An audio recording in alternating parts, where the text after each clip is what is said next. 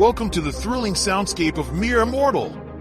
Dive into our relentless, weekly action-adventure series where superhuman entities wreak havoc, leaving a trail of chaos in their wake.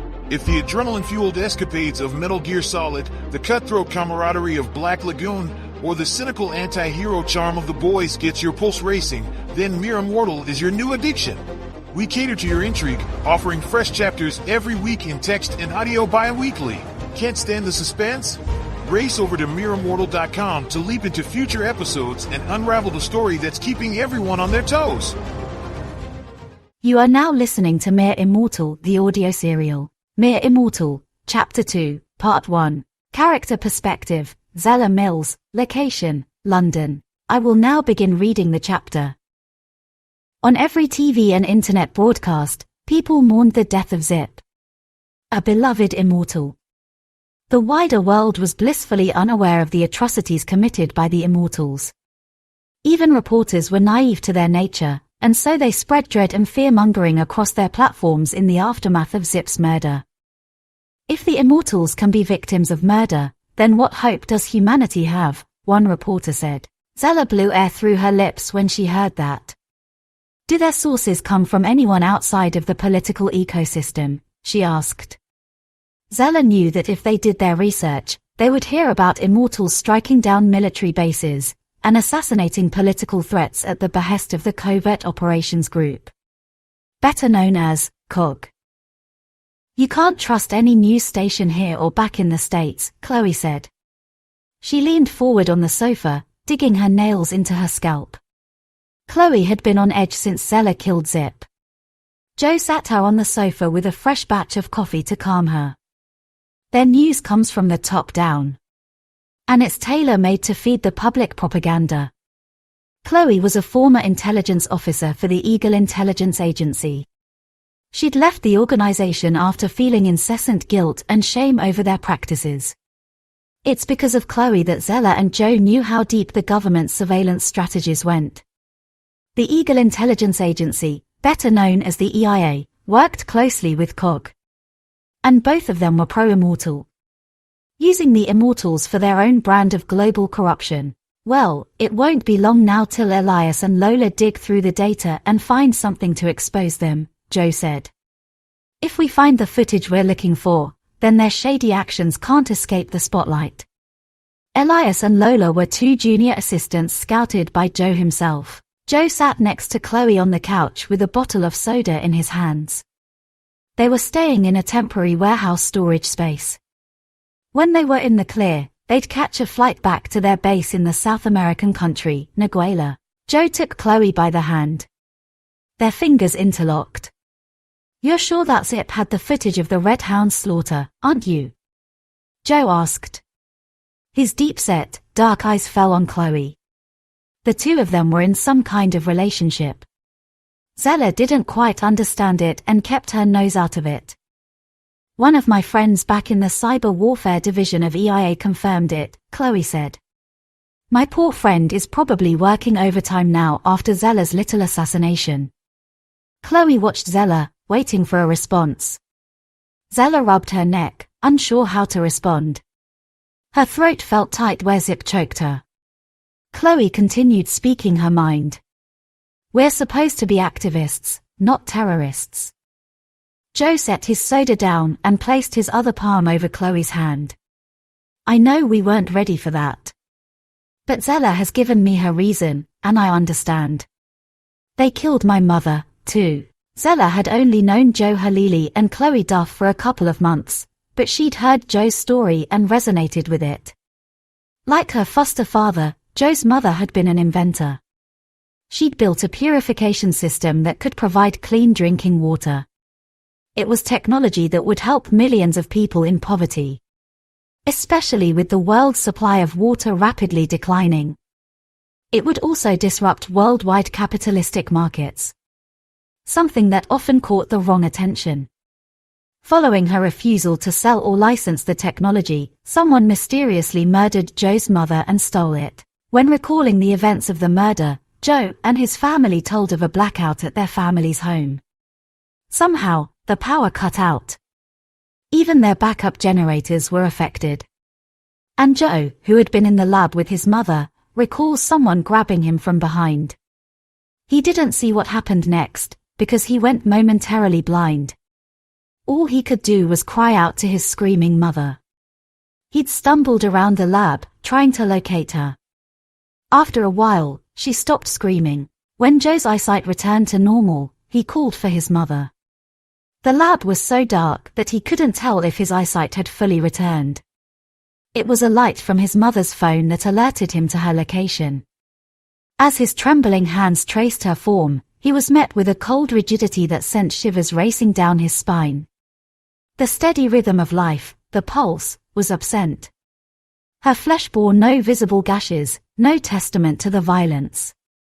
Upon closer scrutiny, a horrifying revelation dawned upon him. Her delicate neck had been contorted, a distortion of cruelty. Zella had heard the rumors that one of the Immortals could turn people blind for a short amount of time. That validated Joe's claim that they were involved. But what would be their motive for stealing a water purification system? In the wake of his mother's untimely demise, Joe uprooted the Halili family, escorting them back to their ancestral heartland, the Philippines. Nestled within the embrace of their native soil, he ensured their resettlement before taking a solitary journey back to America. A new determination sparked within him, prompting him to go into tactical training programs. He wanted to support people like himself. People who'd had their loved ones taken from them for political reasons and could do nothing to seek justice. He wanted to build a support network for helpless victims. Joe took it one step further than that, forming his own group to fight against the corruption of groups like COG and the Immortals. Khloe poked Joe's shoulder. "Maybe I'll empathize more if she tells me more about herself," she said, acting like Zella wasn't right in front of them. Soon enough, she turned her attention to Zella. "Tell me your story, Zell." "You've never really laid it on me," Khloe said, grabbing her coffee mug. Zella returned her gaze. Khloe was like a model you saw in American advertisements. She had an athletic body. Her shoulder-length red hair flowed over her tight-knit wool cardigan. She had a well-aligned row of teeth, and her long lashes complemented her hazel eyes. Zella walked over to the tiny kitchen area and poured a shot of rum. She closed her eyes as the warm, bitter kick went down her throat. She coughed twice to clear it. "My childhood is fuzzy," she said. "I remember little. I just know that my biological mother was from Thailand. And my father was an African-American soldier from the States. For reasons that I don't know, they gave me up for adoption as a toddler. And that's how I fell into the care of Dr. Calloway." "The mad scientist himself," Khloe said. Zella turned on her heels. "Don't say that," she snapped. Joe and Khloe shot awkward glances back at her. She thought about it for a moment. She remembered that people sometimes like to say things sarcastically. Perhaps this had been one of those moments. "I mean, never mind. I'm sorry." She still had a lot to learn about people. "It's fine," Khloe said. "I should apologize. I know he meant a lot to you." "Yes," Zella said. "Going back to what I was saying, Dr. Calloway took me in as his foster child. He raised me in Brazil. Because after those children died during the Starlight program, his name was muddy in America. Nobody wanted to work with him. The world knows him as the man behind the Starlight program," Khloe said. "And although we got the Immortals from it, 2 babies died. People have mixed thoughts about experimenting on children. They judged him too harshly," Joe added. "I mean, the government funded the Starlight program too. And Dr. Calloway had an entire team with him, you know." Khloe squeezed Joe's hand. "You sure that's not your bias talking? You come from a family of scientists." "I'm just being honest," Joe said. "I'm sorry, Zella." "Carry on." "I have little more to say," Zella continued. "My life isn't as interesting as everyone else. Growing up under father, I learned to be curious about how things worked. Playing with dolls, learning sports, or going to parties weren't things that I did. I learned how to reverse engineer things.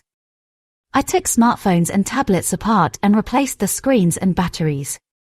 When father's computers needed upgrading, I did it for him. I set up security systems. I learned martial arts. And I learned how to assemble firearms. Joe's mouth fell open. He raised you like a child soldier or something. Most of the time, it was just father and I. That meant that I had to do my part to sustain our living. That explains why you're always dressed like you're ready for a fight, Khloe said. It was true. Zella dressed for practicality. Although she combed her curly hair every morning, she always kept it in a simple style. She favored comfortable, non-restrictive clothing and sturdy footwear. She did not know of the latest fashion trends and which brands were popular. I just wear what's appropriate, she replied, now feeling the buzz from the shot of rum. She closed her eyes and shook her head. When she opened her eyes again, they fell back on Khloe. I have a question for you. What did you see in the EIA that made you leave? Khloe raised the coffee mug to her lips, her eyes trailing somewhere up to the ceiling. A door opened above them, and Elias leaned over the railing. We've found it. Come see. We've got the footage. Joe leaped up from the sofa and was halfway to the stairs before Khloe could reply. Sorry, Zella, we'll chat later. End of chapter. Mere Immortal is written by author Gary Swift. This is the pseudonym of Gary Swaby. Visit mereimmortal.com to read chapters by text and jump ahead in the story.